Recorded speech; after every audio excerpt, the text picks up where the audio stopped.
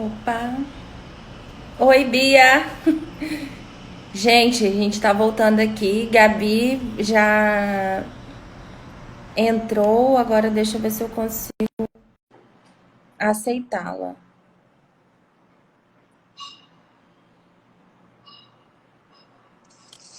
Oi!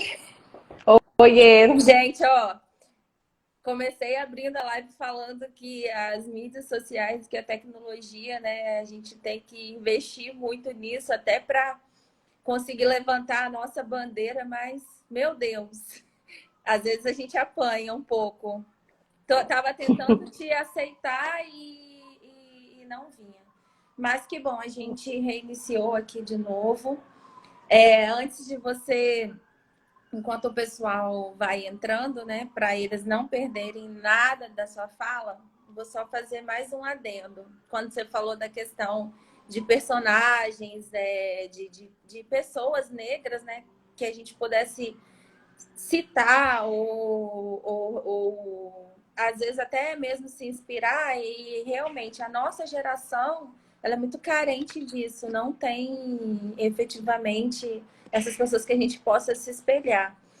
Eu lembro que há uns 2 anos teve uma novela também que colocaram uma juíza que era negra. Eu não estou me recordando. É Érica Januza era a atriz. E aí, eu lembro que muitas pessoas ficavam o tempo todo falando: quando eu vejo aquela juíza, eu fico pensando em você, fico lembrando de você. Então, assim, é muito importante que a gente tenha essas pessoas a quem se espelhar, a quem, né, transmitir essa inspiração toda. E a gente precisa efetivamente estar de igual para igual com as outras pessoas. A gente precisa ter mesmo representatividade, né, em todos os níveis da sociedade. A gente já está conseguindo, o pessoal está voltando, Gabi, se você puder continuar da onde a gente parou. Olha, eu confesso que toda essa coisa aqui de tentar voltar me fez cortar um pouco a linha de pensamento, mas a gente vai seguir o baile. Eu faz um bom tempo que eu não vejo novela, e é quando você falou da Érica Januza, eu abri aqui para dar uma olhada.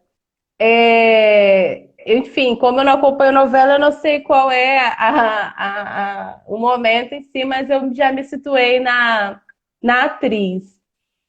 É muito importante representatividade, Charlene, porque assim, eu comecei a militar em 2011. Minha militância ela começa pelo viés de educação, né? Eu começo a militar no momento em que o movimento social estudantil ele exigia 10% do PIB para educação pública, né? E isso lá em 2011, coisa que a gente não teve em nenhum dos governos passados, possivelmente não vai ter no atual.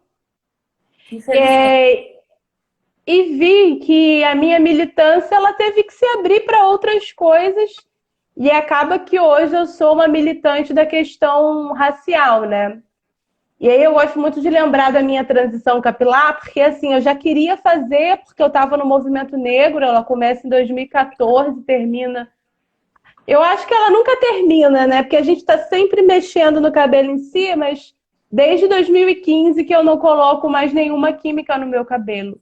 E para mim era muito difícil lidar com as duas texturas de cabelo nascendo. Eu trabalhava numa escola privada na época, numa escola privada declaradamente religiosa, e conversando com a minha coordenadora da escola, eu falei com ela assim: olha, eu acho que eu vou trançar o meu cabelo, porque a trança ela vai esconder, né, as duas texturas do cabelo e tal. E aí ela falou assim: mas isso é coisa de gente suja, né? Não, dá para lavar depois? E aí eu fiquei tão ofendida com aquilo, tão. Eu não sei nem te explicar, assim, porque quando acontece com alguém perto de você, você reage, porque você entende o que aconteceu, né? Agora, quando acontece com você, eu fico assim, gente, eu ouvi isso mesmo? Será que eu vou estar fazendo tempestade em copo d'água? E aí eu nunca trancei o cabelo, não porque né? Na época eu trabalhava na escola, porque eu, né, me sujeitei àquilo, porque eu precisava de salário. E atualmente, por questões, né, de que meu cabelo tá frágil e não dá para fazer. E aí eu comecei a usar a chapinha. Fiquei muito tempo fazendo a chapinha e aquilo me consumia. Campos é uma cidade muito quente, então aquela coisa no cabelo quente, muito tempo para aquilo. Até que um belo dia eu estava voltando do trabalho, eu trabalhava nessa escola, ela é privada, mas é uma escola de periferia. Eu estava passando, voltando da parte periférica da cidade, né, que é o distrito de Guarulhos. E no ponto de ônibus, o ônibus parado no sinal, eu não consigo, assim, te dizer quem era a pessoa em si, mas eu me recordo que era uma menina, por conta do uniforme da escola que ela usava. Eles estavam enfileirados, assim, na sombra do poste, porque o sol aqui castiga pra caramba. E pela janela do ônibus eu via 3 pessoas fazendo chacota com a menina por conta do cabelo, né? Isso foi uma cena que eu vi pela janela do ônibus. Eu não sei em si quem é essa menina, mas naquele dia eu pensei assim, gente, quem sou eu, militante do movimento negro, que está escondendo 2 texturas de cabelo, enquanto tem uma menina bem mais nova do que eu que está peitando esse cabelo, né? Então, eu bancar a minha transição capilar, ela tem muito a ver com isso, tem a ver com assim, olha, eu preciso ser referência para alguém também, né? Eu sou professora, eu dou aula na periferia, eu preciso que as pessoas percebam que eu tenho orgulho do meu corpo, que eu tenho orgulho da minha história. E aí a gente não tem esse referencial na mídia brasileira, né? O nosso referencial fica restrito basicamente hoje na maravilhosa Thaís Araújo, né? Mas que começa a sua vida como? Qual é o grande papel de destaque da Thaís Araújo no início da sua carreira?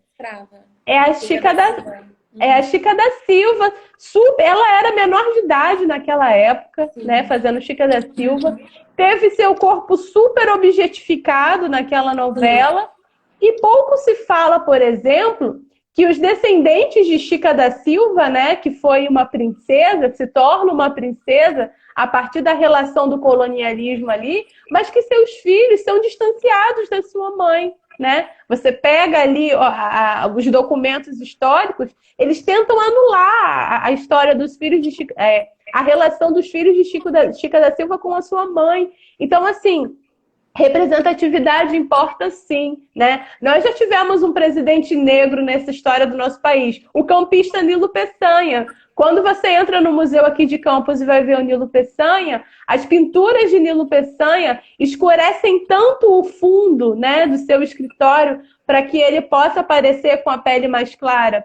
A Caixa, há anos atrás, foi fazer uma propaganda aonde colocava que Machado de Assis usava o banco Caixa. E esse Machado de Assis, ele é praticamente albino na propaganda. Machado de Assis foi um autor brilhante negro, né? Então, assim, até quando os negros têm algum papel de destaque nessa sociedade, né, é negado isso, né? O engenheiro Rebouças, que dá nome ao túnel, era um engenheiro negro, né? Então, os nossos artistas negros, né, que no cinema ficam...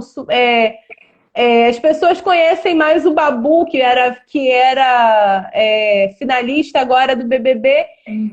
Infelizmente, a maior parte dos trabalhos que o Babu fez, ele era colocado como traficante, ele era colocado como ruizão, né? Ele era o coisa ruim em uma novela. Lá em Estômago, ele é o cara que coordena ali a cela. Mesma coisa ai, meu Deus, Cidade de Deus. Então, assim, quais são os papéis que querem dar pra gente, né? Eu acho magnífico o discurso de Viola Davis quando ela ganha o Oscar, né? Que ela fala, olha, o que a gente precisa é de oportunidade, né?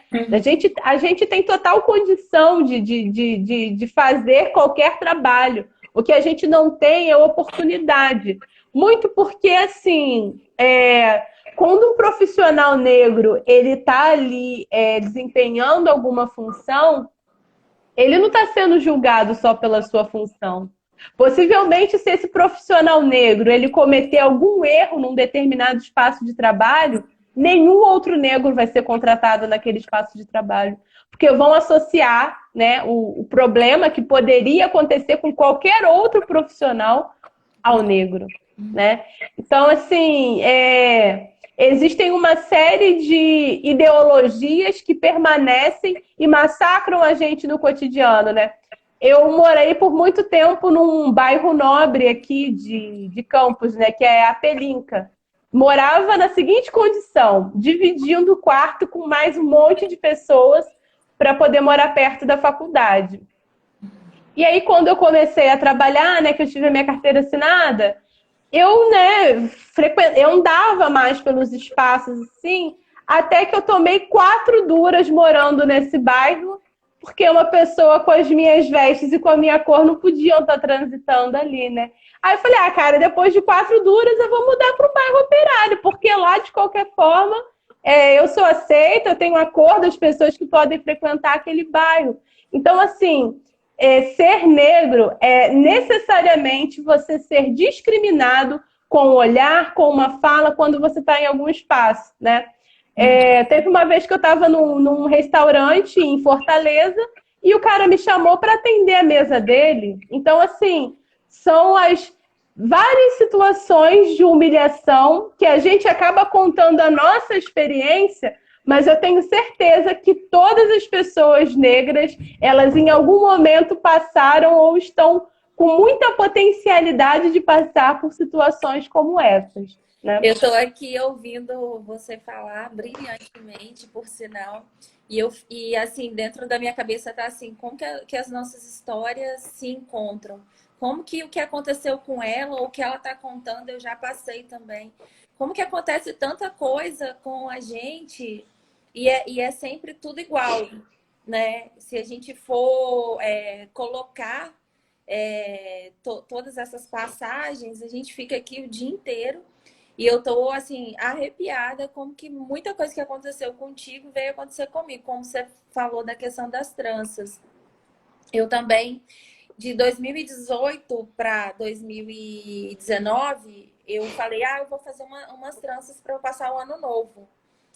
E aí eu sofri a mesma coisa. Eu coloquei as tranças, eu tava me achando, assim, uma deusa negra, coisa mais linda do mundo. Eu, assim, me sentindo. E eu vi muitas pessoas, inclusive amigos próximos, falarem: mas você vai colocar aí? Assim, quando comentavam na minha postagem, eu saí do salão com as tranças e já postei, porque eu estava me sentindo mesmo.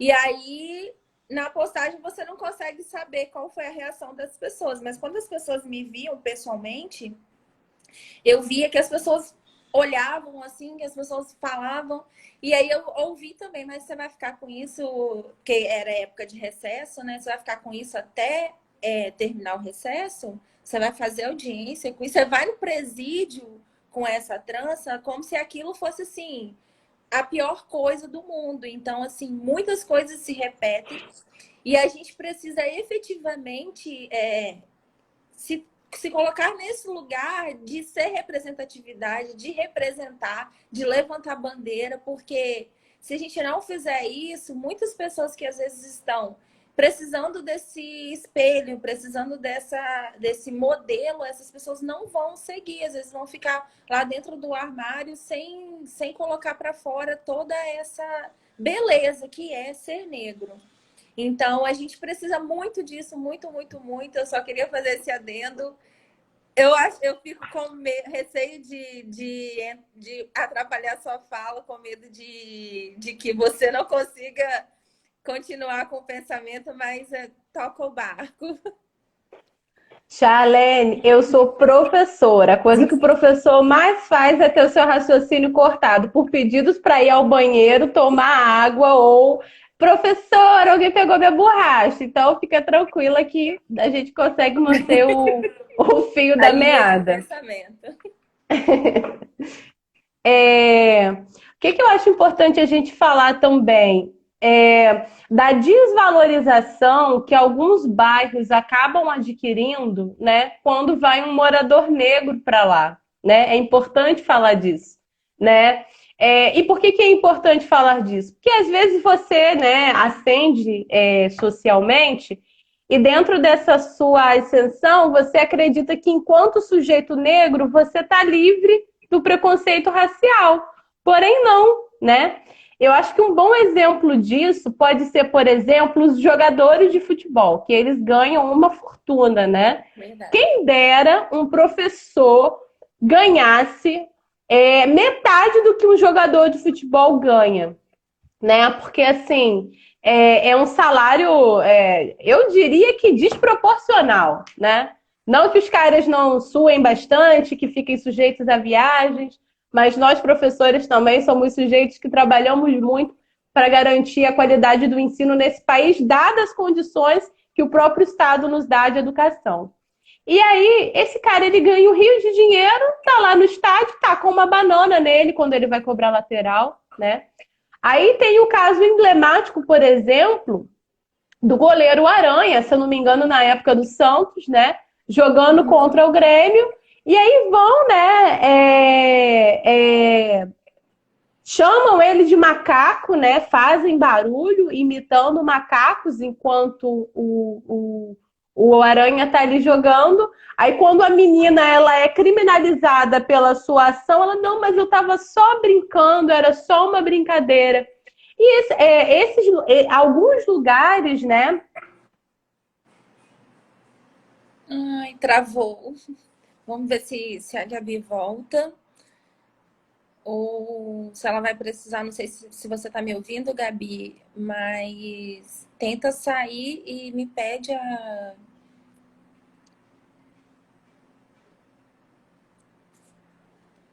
a participação, que aí eu retorno aqui. Gente, olha, tô assim. Então, do Voltou. racismo, acesso a saneamento, saúde, educação, Oi. Oi. O que eu estava querendo Gabi, dizer... Depois, o Pedro Otávio Cavalcante, ele fez a seguinte pergunta. Gostaria de perguntar a Gabi quais são as questões mais evidentes do racismo estrutural na cidade. Depois você conclui seu pensamento aí e você responde para o Pedro. Sim, sim. Só para concluir, o que eu estava querendo dizer é que, às vezes, o espaço, um determinado lugar, ele não aceita a presença do negro. E aí eu estava dizendo que, às vezes, no Brasil isso não é tão comum, porque isso se dá a partir do discurso, né? Mas há casos, por exemplo, nos Estados Unidos, de uma família que ascende socialmente e aí ela precisa que um advogado branco ela faça o trâmite da compra, porque se for visto uma família negra ali, eles vão colocar 1000 empecilhos, né? Então, o que significa? Eu faço a defesa de que tudo deve passar pelo recorte de classes, né? Eu sou uma marxista afinca, mas, assim, o racismo ele não é superado pela questão de classe. Você vai ser preto, rico, e você vai permanecer sendo preto discriminado. A diferença, né, é que se você for um preto conhecido, a probabilidade disso acontecer é um pouquinho menor, embora também vá acontecer. A pergunta do Pedro Otávio é sobre o racismo estrutural da cidade de Campos? O racismo estrutural, Quais são as questões mais evidentes do racismo estrutural na cidade de Campos? Bom, eu não sei, Charlene, se você conhece Campos dos Goytacazes, mas fica a 4 horas de Vitória. Conhece? Então você deve saber que a nossa cidade ela é cortada por um rio, né? O Rio Paraíba do Sul. E a contradição começa mais ou menos por aí, né? A margem direita do rio é a margem mais desenvolvida, né? Onde está as sedes do governo, né? Câmara, prefeitura e tudo mais. E a margem esquerda do rio é o lado mais empobrecido da cidade. E aí, quando a gente está falando da questão do racismo estrutural, né? É dizer que, por exemplo, lá, embora aconteça os maiores índices de violência doméstica, ainda não tem uma delegacia da mulher na margem esquerda do rio, né? dado o cenário de necessidade de higiene, Guarus, que é o nome do lugar, né, o nome do distrito, ele permanece sendo um lugar que tem problemas de acesso à água todos os dias, problemas com saneamento básico todos os dias, né? E que as pessoas, elas acabam não podendo viver esse lado daqui da cidade, né? Por quê? Porque o transporte público, né? Ele termina muito cedo, por volta das 10 horas. Então, assim, quando eu acho que a gente está falando da questão do racismo estrutural, é quando você também não tem a possibilidade de viver a cidade que você está, né?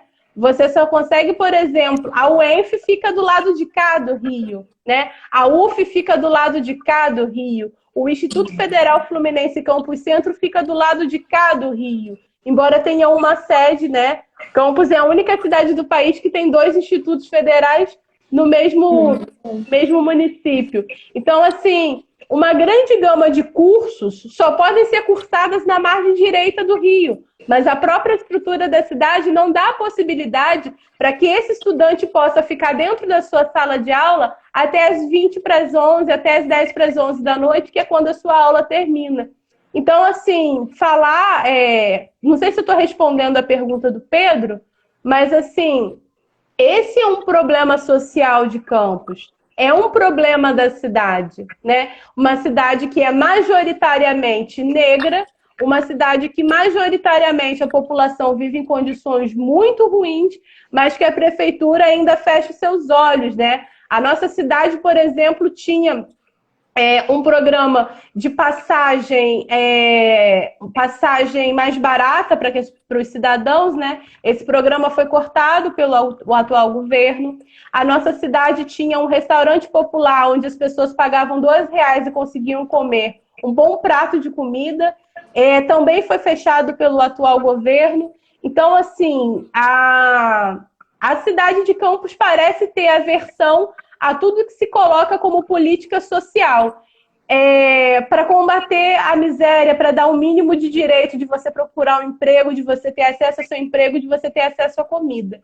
Então, aqui na cidade, longe de querer dizer que a gestão anterior ao atual governo era maravilhosa, inclusive foi pauta de matéria nacional, né, com as suas políticas de corrupção.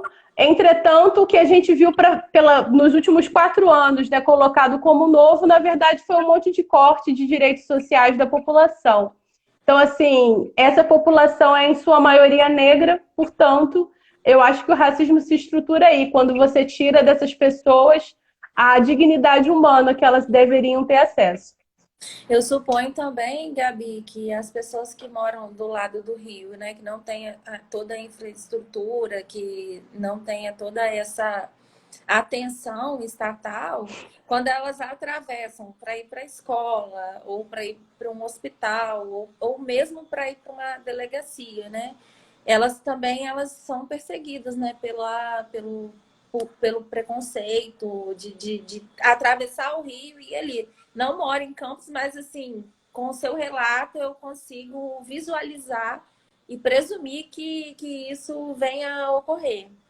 Nós temos mais umas 2 perguntas aqui, aí você continua. O Márcio, ele perguntou o seguinte,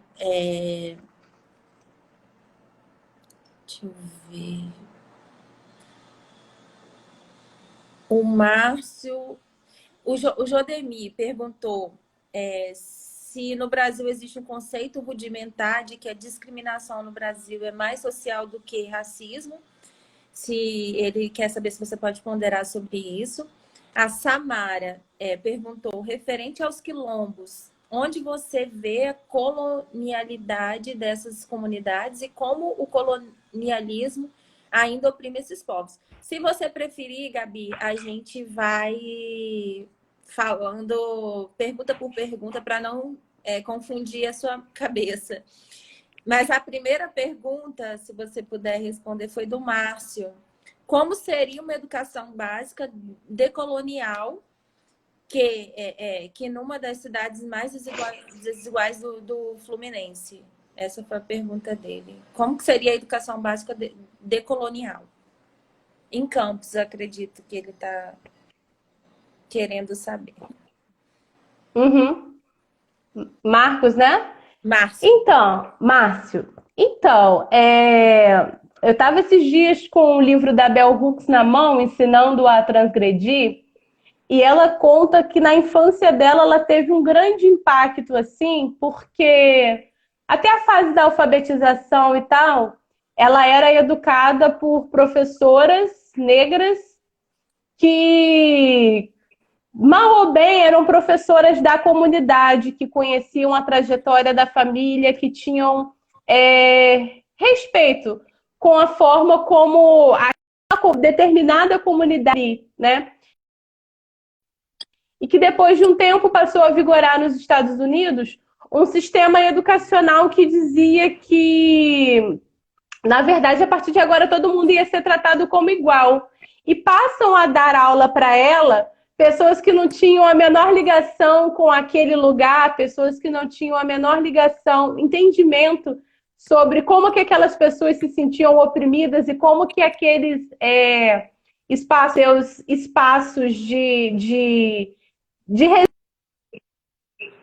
resistência, os seus espaços de ressignificar o seu processo de opressão. Então, assim, como professora, eu não tenho uma receita pronta para te dizer que tem que ser assim, que vai ser assim. Mas eu tive a experiência de a minha primeira pesquisa na iniciação científica, eu trabalhava etnoconservação no Parque Estadual do Desengano, a partir das comunidades quilombolas que existiam em Cambucá, Batatal e Aleluia, que eram as comunidades ali da região do Imbé. E aí, durante essa pesquisa, o que eu queria em si? Eu queria o contato com as rezadeiras, né? Imaginando que naquele quilombo, que essa área já tinha sido estudada como um quilombo, eu ia conhecer e me conectar com as rezadeiras e entender como que elas manejavam as plantas que elas usavam nas rezas e com fins medicinais para poder, enfim, desenvolver o trabalho sobre etnoconservação daquele lugar. E o que eu encontrei foi a religião protestante se arraigando naquele lugar, ao ponto de as poucas entrevistas que eu consegui com aquela pesquisa, elas serem entrevistas onde as pessoas basicamente tinham muita vergonha de assumir que conheciam rezadeiras, tinham muita vergonha de falar que a avó tinha sido rezadeira. Às vezes elas até davam alguma dica de uma planta medicinal e tal, mas todas muito constrangidas, porque sabiam que se assumissem como tal, iam ser renegadas pelo espaço social da igreja. Me recordo de uma senhora que eu cheguei à casa dela por orientação de algumas pessoas, ela fazia balaios de palha, né, para vender para o pessoal de Farol que coleta peixe, né, que pesca, né, e armazena nesses cestos. E assim, essa senhora, ela me recebeu assim, como se eu fosse, sei lá, uma pessoa muito importante. E ela falava assim: não, minha filha, ninguém vem aqui em casa. Desde que descobriram que eu ensinei para os meus filhos jongo, eu fui excluída da comunidade. Então, assim, isso tem poucos anos, tem menos de 10 anos que eu iniciei essa pesquisa. Então, assim, falar hoje de uma educação emancipadora significa que a gente vai ter que, primeiro, romper com muito do sincretismo que tem sobre a educação. De que quando a gente está falando para um aluno de consciência crítica, a gente está doutrinando. Primeiro é preciso fazer isso. A gente hoje enfrenta um problema da gente ser chamado de doutrinador quando a gente vai ensinar para os nossos alunos pensamento crítico. Falar de uma educação emancipadora precisa, no nosso país, bater sobre o racismo. As crianças precisam ter orgulho do seu cabelo, as crianças precisam ter orgulho da sua cor. E elas, recentemente na minha pesquisa agora de mestrado, eu entrevistava um psicólogo que atendeu um menino de 6 anos que tomou cloro porque foi convencido pelos coleguinhas que a pele dele ia clarear, né?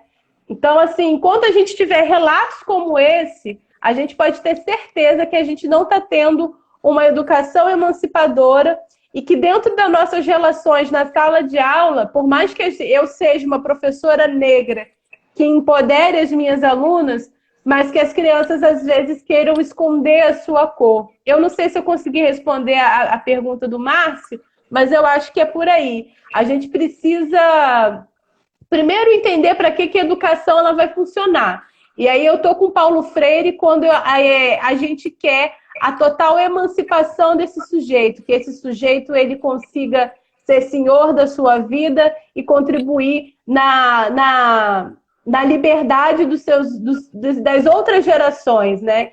Eu nem sei se em si hoje eu sou um ser emancipado lá nos moldes do Paulo Freire, mas eu busco para que na minha trajetória de vida eu me torne e permaneça sendo fonte de inspiração para todos aqueles e aquelas que busquem se tornar. Isso daí eu não falo por vaidade, não. Eu falo por compromisso social mesmo. Gabi, excelente. A gente tem a pergunta do Jodemir, que foi a segunda, né? Se existe no Brasil um conceito rudimentar de que a discriminação no Brasil é mais social do que racismo. Ele quer saber se você pode ponderar sobre isso. Se existe essa diferenciação, né? Se as pessoas acreditam, né, que a discriminação social é maior do que a do racismo. Eu tenho um conceito sobre isso, mas quero ouvir também o que você tem para nos dizer. Então, primeiro eu falo, depois você fala. Fechado? Ótimo.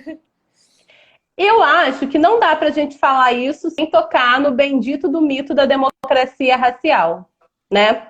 Primeiro a gente discriminou o negro, disse que ele não prestava, que tinha que trabalhar mesmo, que trabalhar era a única condição para que ele se tornasse civilizado, para que ele se tornasse gente. E não era trabalhar sendo remunerado, era trabalhar sendo explorado, era trabalhar tendo um pingo de comida para comer dentro da senzala para dormir no chão, né? Inclusive esse cuidado não vinha em si porque o senhor de engenho lá, o dono do escravo, ele era bonzinho. Mas porque escravo era mercadoria e era o mínimo que você tinha que fazer para conservar a sua mercadoria que você pagou tão caro para ter. Então, além de você ser explorado, você se torna mercadoria. Vai ser vendido a partir dos seus dentes, do tom da sua pele. E aí, lá pela década de 30 do século XX, a gente tem, né, o desenvolvimento da democracia racial. Ou seja, gente, no Brasil aconteceu uma coisa belíssima. Europeus, indígenas e pessoas africanas escravizadas aprenderam a viver aqui nesse território de um jeito maravilhoso. E o que a gente tem de mais bonito na história do Brasil é o mulato, que é o produto genuinamente brasileiro. Então a gente vende essa farsa hoje de uma democracia racial. Enquanto a gente viveu sobre o olhar da democracia racial, a gente se esqueceu de fazer o recorte de cor, vamos dizer assim, de vários problemas que nos assolavam. O problema pode ser social, mas essa classe social pobre, ela tem uma cor. E a cor dessas pessoas não é branca. Eu não vou dizer que todos os pobres são pretos. E aí seria ingenuidade minha, até porque eu sou filha de mãe branca de olho verde com pai negro, né? Então, minha mãe, ela não é em nenhum momento rica. Eu sei também que tem essa condição de pessoas de pele branca que não têm um desenvolvimento financeiro, econômico tão grande assim. Mas a pobreza do nosso país tem cor, né? Basta olhar, por exemplo, no engarrafamento, quem está dentro do carro com ar-condicionado e quem está enlatado num ônibus superlotado, né? Vamos olhar a cor daquele trabalhador que está ali. Vamos dar uma olhada na cor dos trabalhadores que estão sendo filmados cotidianamente na superlotação dos ônibus num contexto que a gente deveria estar em isolamento social. Então, aqui no Brasil, o mito da democracia racial, que aí é o grande pulo do gato do Florestan Fernandes de colocar isso como mito, né? ele faz com que vários dados relacionados à questão social, e aí eu vou reduzir isso para pobreza, né? Elas estejam colocadas, mas é para não falar do problema que se tem ali. A gente ainda hoje tenta negar o problema do racismo. Eu acho que quando a gente quer colocar no social e não no racial, a gente mais uma vez está querendo negar quase 400 anos de escravidão que o nosso país viveu e que não fez muita coisa, para não dizer nada, para se superar essa questão cultural, quando, na verdade, é essa grande questão cultural, que no cultural de negar o racismo, que nos coloca nesse caminho, né, de supravalorizar o social e menosprezar a questão racial. Mas aí, quais são as suas teorias sobre isso, Charlene? Não, eu penso exatamente como você e acredito que existe meio que uma crescente para o preconceito social, muito em virtude da questão da discriminação racial. E aí eu acho que existe um encontro, né, de discriminação e vejo que, infelizmente, as pessoas que são negras, elas são muito mais discriminadas, assim, duplamente, tanto pela questão da cor da pele, né, da raça e tudo mais, como pela questão social. E a gente vê que infelizmente, no Brasil, é como você bem pontuou. A gente não pode dizer que todo mundo que mora na periferia, que todo mundo que é menos, né, que tem uma situação social um pouco mais prejudicada é negro. Mas a gente pode afirmar com certeza que a grande maioria né? Existe uma porcentagem muito grande, né? De pessoas negras que estão em condição de... Ai, acho que a Gabi vai sair. Que estão em condição menos privilegiada, né? Na questão social. Gabi, eu não sei se você está me ouvindo, mas tenta sair e retornar.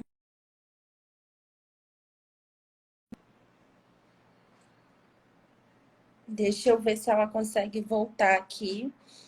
Eu vou fazer as duas últimas perguntas para a gente encerrar a nossa live. Se vocês tiverem mais perguntas aí para poder fazer, para a Gabi responder, deixa eu ver aqui. Estou adicionando a Gabi aqui. Gabi. Eu estava te ouvindo. Não sei até onde você me ouviu, mas eu acredito que existe muito essa questão. Acho que está meio paramentada, mas infelizmente as pessoas que têm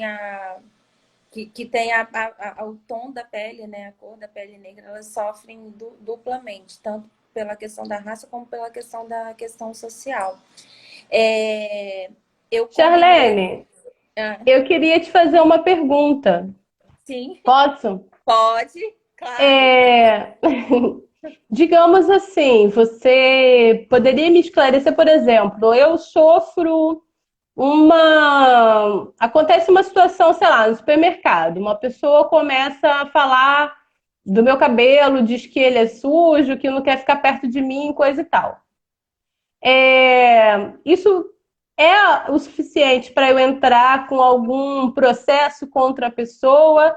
E quais são os passos que eu devo fazer para isso? Inicialmente, isso é suficiente, né, para a pessoa, para você representar, né, a pessoa com relação ao crime, né, de racismo ou de injúria racial, que isso vai depender do contexto do que acontecer na situação. Você está me passando uma situação não hipotética, porque a gente sabe que acontece muito, né? Mas assim, não é um caso concreto. Mas, inicialmente, o que deve ser feito é procurar, né, uma delegacia para registrar um boletim de ocorrência, para que com esse boletim, né, seja iniciado essa ação. O que, infelizmente, acontece, é o que a gente está falando desde o início da live, é que algumas pessoas, elas sofrem a resistência em sede de uma delegacia para registrar esse boletim. Porque sempre, né, vai ter alguém ali na frente que não vai estar no lugar de fala ou no lugar da situação, que vai achar que não houve ofensa, que assim, não vai interpretar aquele fato de acordo com a lei. Vai tentar fazer interpretações que esquivem aquela pessoa de responder pelo crime que ela cometeu e que não vai te resguardar no seu direito de reclamar. A gente teve, eu faço parte de uma comissão de igualdade racial nacional, e aí, acho que no mês de janeiro, eu não me lembro muito bem a data, mas aconteceu isso na Bahia. E eu tenho uma grande amiga lá, que é a doutora Dandara, que preside a comissão lá na Bahia, da igualdade racial, que ela acompanhou duas gêmeas, que era duas meninas, né? E aí elas foram ofendidas, acho que num transporte público, com relação ao cabelo, que é muito com relação à pesquisa que você faz. E aí a gente foi acompanhando os relatos da Dandara na época de que estava tendo, né, meio que uma imposição, meio que um bloqueio para que aquele registro não ocorresse. E é o que a gente vivencia muito. Então, assim, o importante é que essas pessoas, quando sofrerem, que elas sejam acompanhadas por um advogado, porque aí o advogado vai estar ali, ele vai falar do direito daquela pessoa, ele vai estar em cima de uma legislação que a gente tem para poder eficazmente, né, conseguir fazer aquele registro. É isso que a gente precisa ter em mente. Que a gente consegue, a minha orientação é se dirigir, né, a uma delegacia para registrar essa ocorrência, para que depois ela vire, né, um processo penal, mas que vá acompanhado de um advogado, porque se formos sozinhos, né, existe todo aquele óbice para que essa ocorrência de fato não seja registrada. E a gente precisa, é o que eu sempre falei desde o início aqui da nossa live, desse bate-papo. A gente precisa sempre estar levantando essas bandeiras, porque tem pessoas que não conseguem ver num ato desse, às vezes o próprio ofendido, ele não consegue ver que ele foi ofendido. Ele acha que é uma brincadeira, ele acha que aquilo ali tá legal. Só que se ele não se defende daquele ato, aquela pessoa que fez, ela vai fazê-lo de novo com outra pessoa. Se for a questão do cabelo, ela vai fazer contigo. Aí em Campos, ela vai vir aqui para Vitória e vai fazer comigo, e vai fazer com as minhas amigas, e a gente vai estar sofrendo essa situação toda sem ter nenhuma reclamação. Então, é muito importante a gente saber que existe esse direito e a gente tem que correr atrás. E nós, como representantes, né, a gente precisa ter essa representatividade de levantar essa bandeira e mostrar que tem que correr atrás disso e não pode passar impune, não pode deixar passar, né, como se nada tivesse ocorrido. Não sei se eu consegui te responder, e se eu conseguir responder para as pessoas também que estão nos ouvindo. Super conseguiu. Que bom. Vou te fazer eu tinha combinado com o pessoal que eu ia fazer as outras perguntas. Vou atravessar uma pergunta minha, não sei se é a sua área de estudo, mas é sobre a questão do colorismo, que também existe muito, né?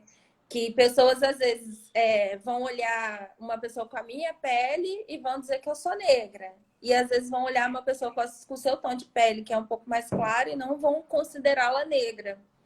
E aí, isso existe muito. Às vezes, da própria pessoa a ofender um próximo e falar assim, mas eu sou morena igual você. E a gente sabe que não é isso, né? A gente sabe que é muito mais a fundo, que a ofensa é muito maior do que aquilo que a pessoa acha que fez.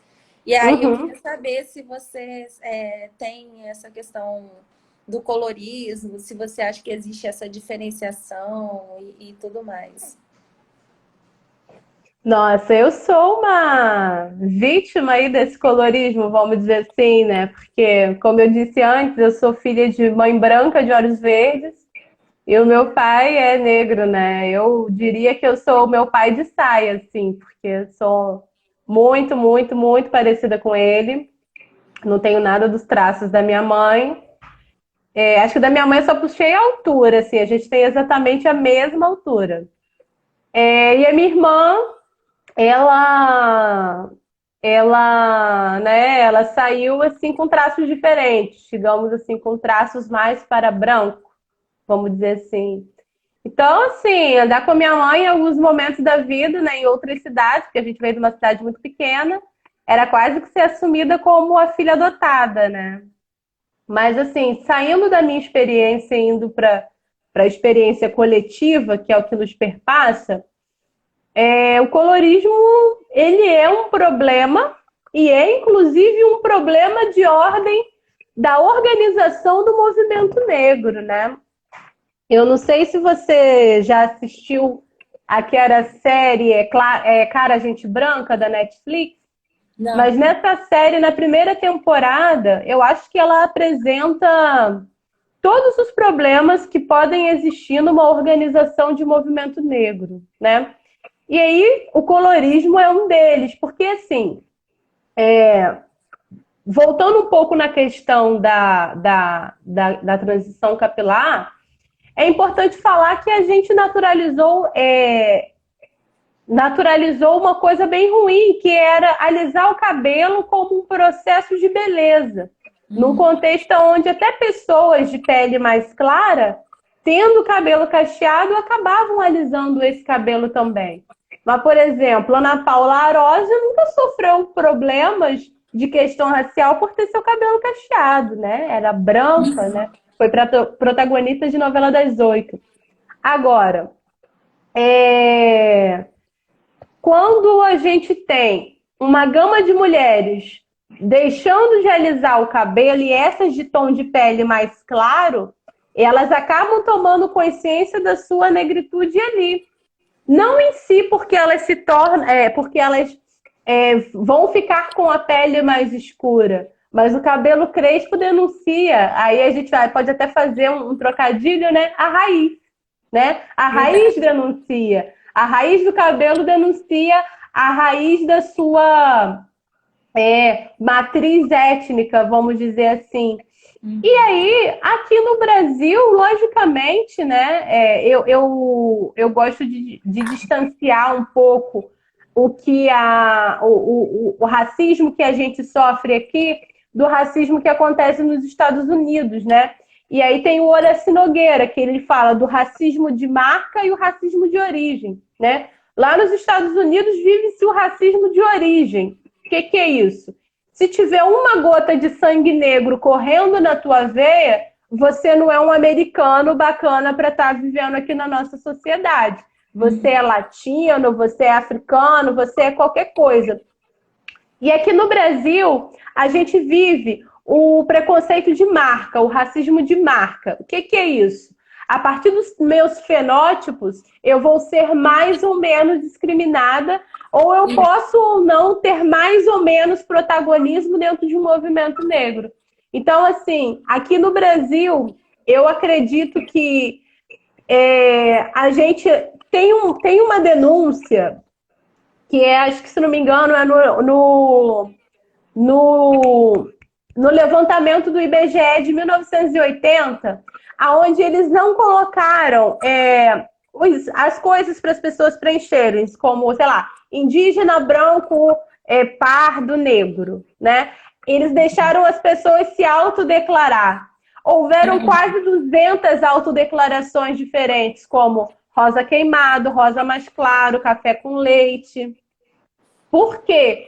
Porque na nossa sociedade, a gente foi socialmente construído na cabeça dos negros que eles tomassem o ideal de branquitude como o ideal a ser seguido, né? Então, assim, a gente vai sofrer rechaço se a gente tiver de cabelo crespo, de dread, de trança, independentemente se eu tenho o tom da pele mais parecido com o seu, mais parecido com o meu, ou mais escuro ainda, né? Mas digamos que todos nós pudéssemos alisar o nosso cabelo, que não fosse uma questão nenhuma para sair, para a saúde, uma questão financeira. A gente permaneceria tendo as pessoas de tom mais escuro sendo mais discriminadas ainda. Infelizmente, o colorismo, eu gostaria muito que ele ficasse para aqueles que discriminam para fora. Aos nossos irmãos e irmãs negras que decidiram se organizar e lutar contra o preconceito racial, eu convido a pensarem que todos aqueles e aquelas que negam o branco como o ideal de beleza, como o ideal a ser seguido, e não porque pessoas brancas não prestam, mas que pra gente, na nossa trajetória, de tudo que os nossos antepassados passaram, se assumir enquanto negro e não pardo, é de uma importância política, é de uma convicção de que mundo eu quero seguir, que mundo eu quero deixar para trás muito grande. Então, assim, o colorismo que ele fique para aqueles que nos discriminam para fora. Nós, irmãos e irmãs negras, que decidimos nos opor a esse sistema que nos aprisiona, que explora a nossa cor para lucrar com isso, a gente deve se unir, independentemente se o meu cacho é A, B, C ou D, se a minha pele ela é mais clara ou mais escura, mas tenhamos consciência que quanto mais escura o tom da pele, maior o preconceito vai na carga da trajetória de vida daquela pessoa. Verdade. Olha, a gente precisa responder as duas perguntas, uma do Jodemir, eu não sei se eu já te falei, eu estou voltando aqui. Não, a do Jodemir a gente já respondeu, a gente precisa responder a da Samara, que é referente aos quilombos, onde você vê a descolonialidade nessas comunidades e como o colonialismo ainda oprime esses povos. Eu não sei se ela fez uma questão regional, se ela está perguntando sobre campos, ou se ela está perguntando a nível Brasil. Eu acho que se você puder e conseguir nos responder a nível Brasil, pelo menos a gente consegue responder para todo mundo que está participando aí.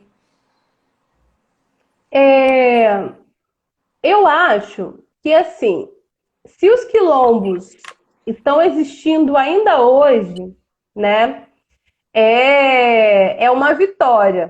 Em que sentido? Aquelas pessoas reconhecem como que aquele território ele foi importante para a sobrevivência dos que conseguiram fugir, né, da opressão, que estavam ali cercados, né?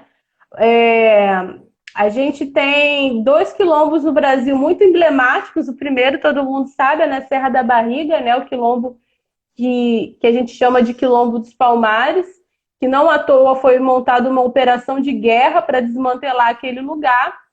E aqui próximo a Campos a gente teve o Quilombo de Carucango, né? Também desmontado sobre uma operação de guerra, necessitou-se inclusive de canhões para conseguir, né, acabar com o lugar. Então, assim, as pessoas que se reivindicam como quilombolas hoje, elas compreendem eu acredito, né? Eu não convivo com nenhuma comunidade quilombola, né? Mas, assim, acredito que eles tenham consciência de manter vivo ali a consciência de que aquele espaço foi um espaço de resistência. Agora, a minha preocupação é se com a atual conjuntura a gente consegue manter isso. Porque, assim, é preciso falar que muito se demora para construir uma consciência, mas que a gente pode desconstruir ela muito rápido. Por exemplo, lá em 2016, a gente gritava, pelo menos eu, né, estava na luta contra a PEC do fim do mundo, a PEC que coloca um teto de gasto por 20 anos no orçamento público, né? E aí, a gente na atualidade tem pessoas que inclusive negros, né, que estão no poder hoje, indicados pelo presidente da República, que acreditam que acabou o racismo no Brasil. Então, como que a gente vai, por exemplo, a partir da educação, permanecer mantendo viva a trajetória de resistência das pessoas que ocupam os quilombos, quando, na verdade, uma pessoa que tem um cargo de poder dentro da República, ela está negando essa resistência, né? Como que a gente vai conseguir, com cortes no ensino público, garantir que cada vez mais professores sejam qualificados para compreender a história desses povos e poder atuar ali com eles? Quando eu falava que na minha pesquisa as pessoas se esbarravam entre contar a sua história ou serem discriminadas pela igreja protestante que estava se arraigando ali, longe de mim criticar a fé de qualquer pessoa, creio eu que eu defendo a liberdade que eu prego, né? Se você quer ter liberdade religiosa, entenda também que aqueles povos têm uma cultura. E o que a igreja protestante está fazendo nas comunidades de Cambucalha, e Batatal, que são as que eu estudei, endemonizar o passado delas com os conhecimentos que têm a ver com a matriz africana e dizer que a verdade, a salvação e o puro é o que elas estão pegando agora de cristianismo. Quando, na verdade, do meu ponto de vista, né, seria possível fazer os dois. Vamos pegar o exemplo aí dos negros anglicanos, que os seus louvores são louvores de libertação. Em nenhum momento precisa endemonizar e coisificar a cultura anterior para se manter vivo o Deus que acreditam hoje, né? Então, nesse sentido, eu acredito que a continuidade do orgulho de ser quilombola, a continuidade desse espaço como resistência, ele está ameaçado pela intolerância religiosa, ele está ameaçado pelo não investimento numa educação emancipadora. E eu acho que esses são os problemas que a gente vai enfrentar, mas eu espero que a gente enfrente junto e levando em consideração o respeito que a gente tem que ter pelos povos daquele lugar e principalmente pelo território, porque essas pessoas elas têm sim uma relação com o lugar. Aquele lugar é um lugar de resistência, aquele território, aquele espaço geográfico foi o seu espaço de resistência. Gabi, vamos ver se ela volta para a gente concluir a live. Eu vou tentar te... Gabi, deixa eu...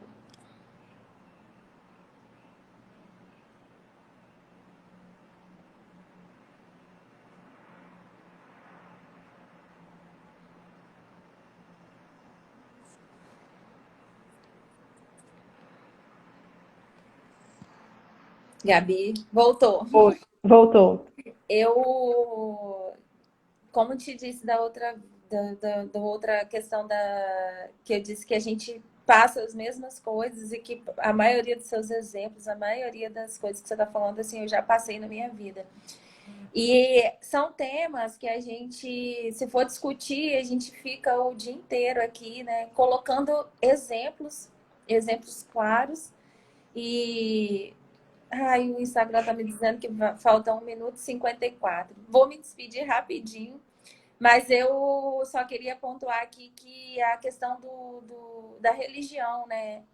Os negros, eles sofrem preconceito racial, preconceito social e também o religioso, porque as pessoas discriminam muito as religiões de matriz africana, né? Então, assim, de raízes africanas, e é muito triste isso. Eu vou te falar que, pessoalmente, eu cresci com essa questão de rezadeira. E hoje, que eu morava no interior, hoje eu moro na capital do estado, aqui do Espírito Santo. E aqui eu não vejo isso. E eu sinto muita falta.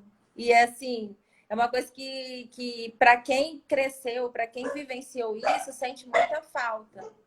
E aí, eu vou me despedir agradecendo pela sua participação. Vou soltar meu cabelo para fazer uma homenagem à sua pesquisa, que é da maravilhosa. Deixar um tempinho para você concluir a sua fala e se despedir. A gente tem 40 segundos. Enquanto isso, eu vou soltando meu cabelo. Primeiro dizer que foi maravilhoso estar com vocês. Muito me empodera ver seus cabelos. Eu parabenizo